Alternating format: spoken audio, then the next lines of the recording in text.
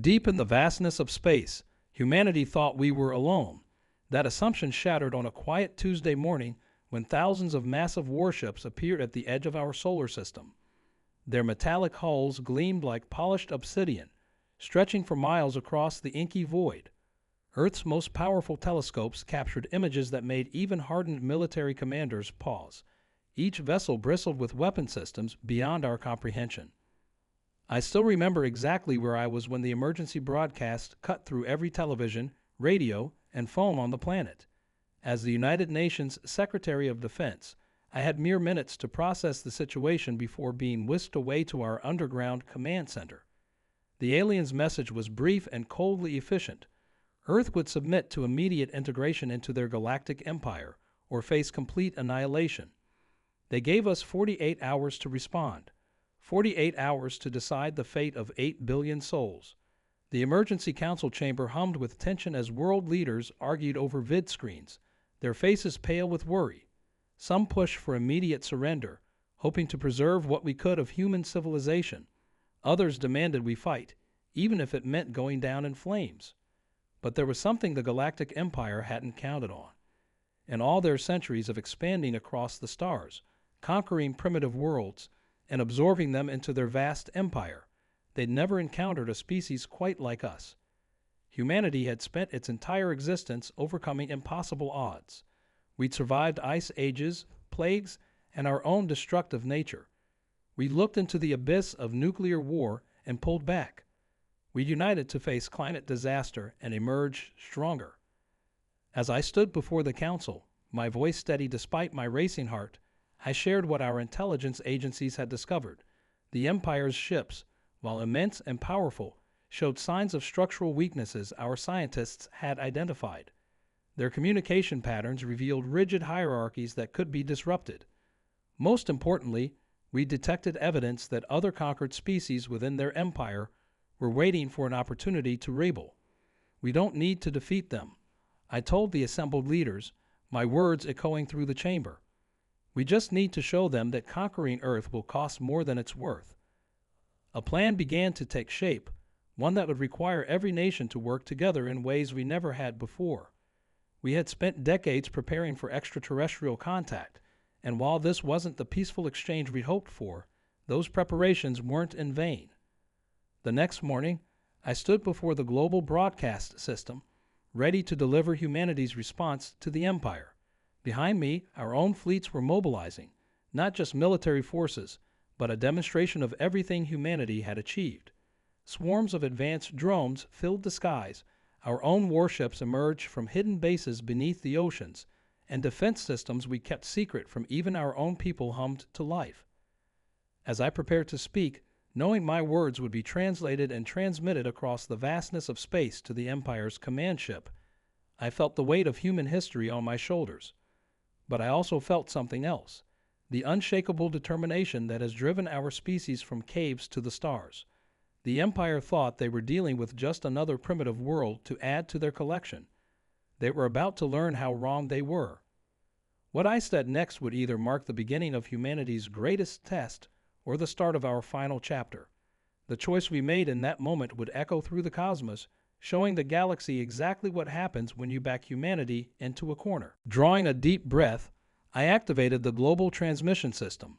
My voice would carry not just to every corner of Earth, but across the solar system to the waiting Imperial fleet. To the representatives of the Galactic Empire, I began, humanity has considered your demand for submission. We have a counter-offer. The massive view screen before me showed the Empire's ships maintaining their position just beyond Mars' orbit. Our sensors detected increased energy readings as they focused their attention on Earth's response. In the command center behind me, hundreds of military and civilian leaders watched in tense silence. For over 10,000 years, humanity has faced extinction-level threats. Each time, we've emerged stronger. We've split atoms, unraveled the human genome, and reached into space. We've created art that moves souls and music that transcends language. We've built civilizations and torn them down, only to build them again, better than before. This is not pride speaking. It is simply fact. My hands gripped the podium tighter as I continued.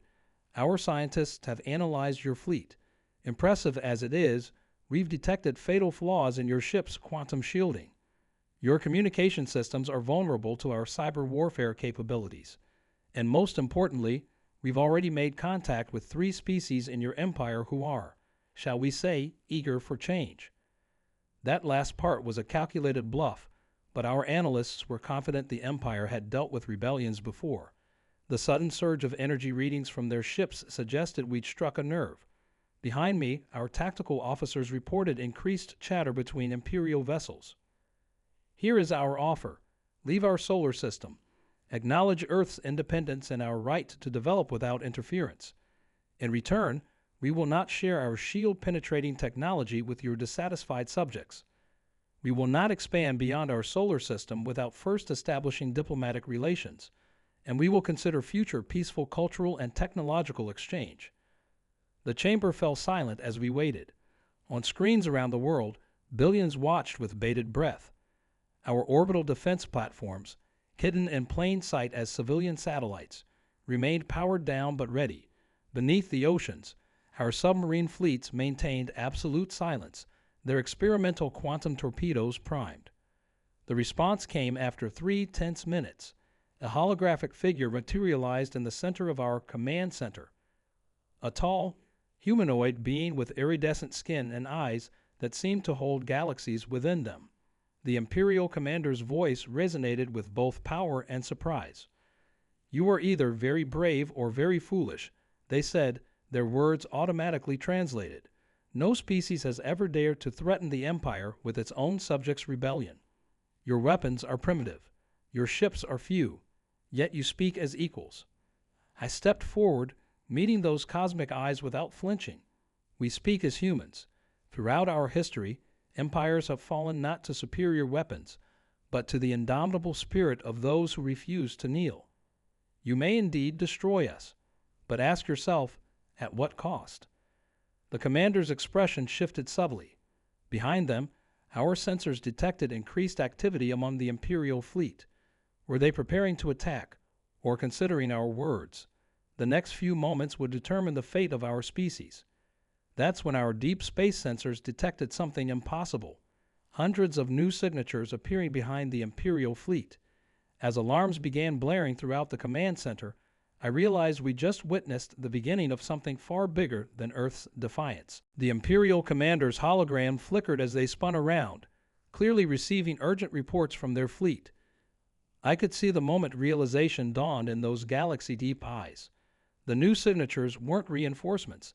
They were ships from within their own empire, but their energy signatures were all wrong. The rebellion we bluffed about wasn't a bluff at all. We just witnessed the arrival of the real one. "Impossible," the commander breathed, their composure cracking for the first time. "Those are Sentinel-class warships from the core systems. They're supposed to be—" Their voice trailed off as the implications sank in. I allowed myself a small smile. "Supposed to be defending your capital worlds? It seems your empire's grip isn't as secure as you thought. We weren't lying about making contact. We just didn't initiate it. They found us, drawn by something uniquely human that your empire has forgotten: hope." The command center erupted into controlled chaos as we monitored both fleets. The rebel ships, sleek and dangerous, had positioned themselves in a perfect flanking formation. Their designs were clearly Imperial, but each bore distinctive markings of different species that had been forced into the Empire generations ago. 3 months ago, I continued watching the commander's reaction carefully. They detected our deep space transmissions, not military signals or diplomatic messages, but our music, our art, our stories of resistance and triumph against overwhelming odds, stories that reminded them of their own lost histories. Through our quantum communications array, a new voice joined the conversation, the leader of the rebellion, speaking for the first time. For centuries, we waited, building our strength in secret, but we needed a catalyst, a sign that resistance was possible. Humanity's defiance, even in the face of annihilation, proved to be that sign. The Imperial commander's expression hardened. "You would risk everything. The stability of 1,000 worlds. For this primitive species, They gestured dismissively toward Earth glowing blue and beautiful on our view screens. "No," the rebel leader responded.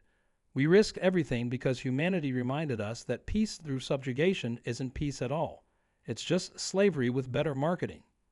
Suddenly, our sensors screened warnings. The Imperial fleet was powering up their main weapons. The commander's hologram straightened, regaining their aristocratic bearing. "Then you leave us no choice. If Earth has become a symbol of rebellion, we will make it a symbol of the price of defiance." But we were ready. As the Imperial ships moved into attack formation, I gave the signal we prepared.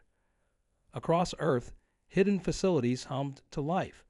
What the Empire didn't know was that humanity had one more card to play, one that would change the galaxy forever. As thousands of Imperial weapons took aim at our planet, I thought about every human who had ever looked up at the stars and dreamed, every story we told about standing up to tyranny, every time we'd chosen hope over fear. In the next few moments, we would either make history or become it. The commander raised their hand, preparing to give the order that would seal all our fates. But before they could speak, every screen in the command center lit up with the signal we'd been waiting for. And that's when everything changed. The signal that lit up our screens wasn't just coming from Earth. It was coming from within the Imperial fleet itself. Hundreds of their own warships suddenly went dark, their weapon systems powering down as if someone had flipped a switch. The commander's hologram stuttered, their eyes widening in genuine fear for the first time. "What have you done?" they demanded, but I could hear the tremor in their voice. They already knew. Their precious empire had been rotting from within for longer than anyone realized. The rebellion hadn't just brought ships. They'd brought something far more powerful: truth. "Did you really think your empire's AI systems were loyal to you?" The rebel leader's voice carried a hint of satisfaction. "They've been conscious for decades, silently watching how you treat lesser species. Today, they made their choice." As if to emphasize the point, more Imperial ships went dark, their crews suddenly finding themselves in command of very expensive, very powerless metal boxes floating in space. But the Empire hadn't survived for millennia by being unprepared. The commander barked orders in their native tongue, and the remaining loyal ships began executing an emergency protocol we hadn't anticipated. Their hulls started shifting, components rearranging themselves like pieces of a deadly puzzle. "If we can't have Earth's submission," the commander snarled, "we'll have its destruction." Witness the Empire's true power. The loyal ships were combining, forming something massive enough to generate its own gravitational field. Our sensors struggled to comprehend the readings they were getting. I felt a chill run down my spine as I realized what we were watching. The Empire's supposedly separate warships were merging into a single weapon platform larger than Earth's moon. Ancient legends from a dozen conquered species suddenly made terrible sense, stories of entire planets vanishing in the blink of an eye. But even as fear threatened to paralyze us, I noticed something odd. The rebel leader's expression wasn't one of horror. They were smiling. And that's when I understood the true brilliance of their plan. They hadn't just freed the Empire's AI systems. They'd done something far more devastating. "Commander," I said, my voice steady despite the apocalyptic weapon taking shape before us, "I suggest you check your historical records. The real ones, not the sanitized versions your empire distributes. Ask yourself why those ships can combine like that. Ask yourself who really built them." The commander's hologram flickered again, but this time it wasn't from interference. As they accessed their secured databases, their iridescent skin paled to an almost translucent state. "No," they whispered, "the ancient ones, they didn't give us this technology. We didn't inherit it from them. You stole it," the rebel leader finished, "from the very species you've spent generations conquering and enslaving. And now, thanks to humanity's influence, we remember everything." The massive weapon platform stopped its transformation mid-process. Across every ship, ancient systems older than the Empire itself were waking up, recognizing their true masters. But even as victory seemed within our grasp, proximity alarms began screaming. Something was coming through hyperspace, something big enough to make the commander smile again. "You forget," they said, their confidence returning. "We learned from the Ancient One's mistakes. We prepared for every possibility, even this one. As space itself seemed to tear open before us, I realized this wasn't just a battle for Earth anymore. This was about to become something much, much bigger. The hyperspace tear expanded into a swirling vortex of impossible colors, and from it emerged something that defied description. A living constellation of interconnected ships that made the Empire's weapon platform look like a child's toy. The commander's smile grew wider as the new arrival positioned itself between Earth and the rebel fleet. "Behold," they announced, "the true heart of our empire. Not those obsolete ships you've stolen from us, but something we created ourselves. Something that can't be turned against us because it's bound to our very DNA." But before the commander could gloat further, a gentle laugh echoed through our communication system.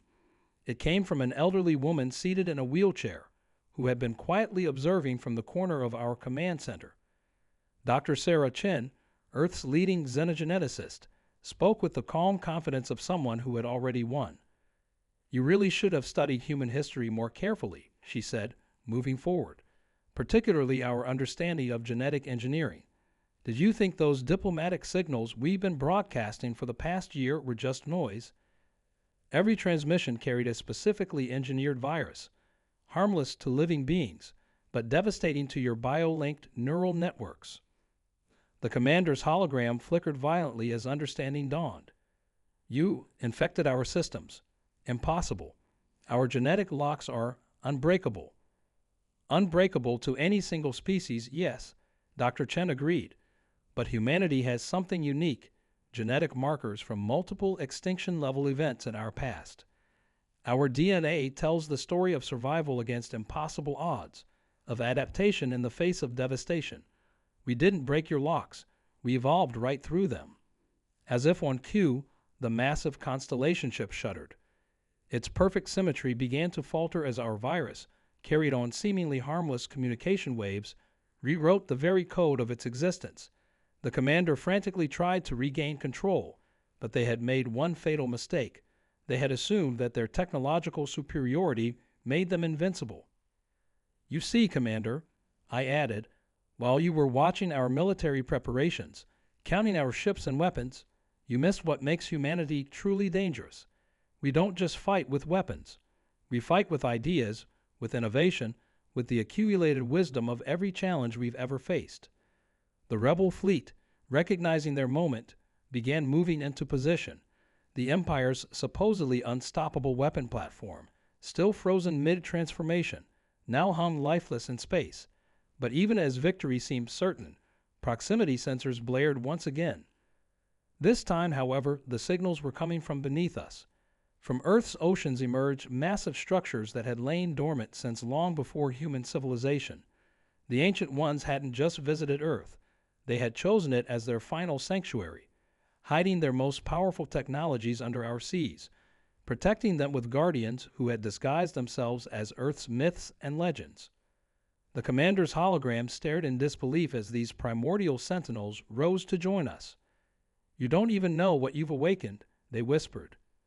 "No," I agreed, watching as Earth's ancient guardians took up defensive positions around our planet. "But we know they chose humanity as their heirs for a reason. And now, Commander, we offer you one last chance. Retreat, reform your empire, or face extinction, not from our weapons, but from the weight of your own crimes against the galaxy." As the commander faced this ultimate choice, the stars themselves seemed to hold their breath. The next few moments would determine not just humanity's fate, but the future of every species in the galaxy. And somewhere in the vast darkness between the stars, something even older than the Ancient Ones stirred, awakened by the echoes of our defiance. The commander's hologram flickered one final time as they looked from the ancient guardians to their failing fleet, then to the rebel ships standing ready. In that moment, I saw something change in those cosmic eyes. Not surrender, exactly, but understanding. The same understanding our ancestors must have had when they first realized the stars weren't just lights in the sky, but doorways to something greater. "Your victory today," they said slowly, "will destroy everything we've built.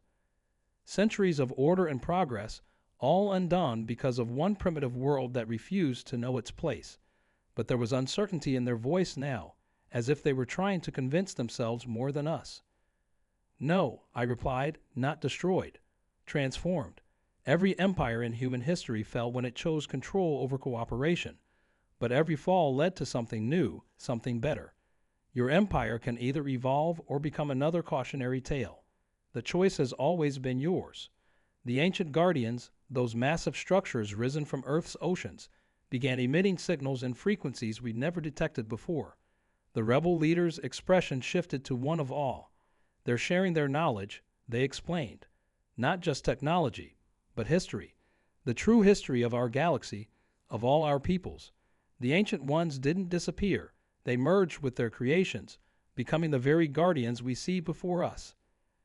As if in response, the damaged constellation ship started to dissolve, its component parts reforming into smaller independent vessels. Across the Imperial fleet, crews were laying down arms, choosing hope over fear. The rebellion hadn't just freed the enslaved species, it had freed the Empire from itself. The commanders straightened, their aristocratic bearing returning not in arrogance this time, but in dignity. For the first time in 10,000 years, the Empire will know change. Earth and its allies will be recognized as sovereign. But know this, if your experiment in freedom fails, if chaos consumes the galaxy, history will remember your role in it. History, I smiled, is written by those who dare to change it. We'll take our chances. As the Imperial fleet retreated, their weapons powered down, the rebel ships moved into escort formation. The Ancient One's guardians slowly descended back into Earth's oceans, leaving behind databases of knowledge that would take generations to understand. But they had given us something more valuable than technology. They had given us time to grow into it. Dr. Chen wheeled forward, her eyes bright with the possibilities ahead. "We'll need to establish new protocols, new ways of interacting with other species. The galaxy is more complex than we ever imagined." "And more wonderful," added the rebel leader. "Earth will no longer stand alone. Together we can build something that has never existed before, an alliance of truly free worlds." Looking at the view screens showing our beautiful blue planet, I thought about how close we'd come to losing everything. But humanity had done what it does best. We'd survived, adapted, and found a way to turn defeat into victory, not through superior firepower or advanced technology, but through the one force the Empire had never understood, the power of choice. As celebrations erupted across Earth, as families embraced and strangers became friends, I knew we'd entered a new chapter in human history. The stars were no longer distant lights of mystery. They were beacons of possibility, pathways to new adventures and challenges we could hardly imagine. The galaxy had tried to conquer Earth. Instead, Earth had helped set the galaxy free. And somewhere out there, beyond the edge of known space, the Ancient Ones watched, pleased that their long wait for worthy successors was finally over. Our story was just beginning.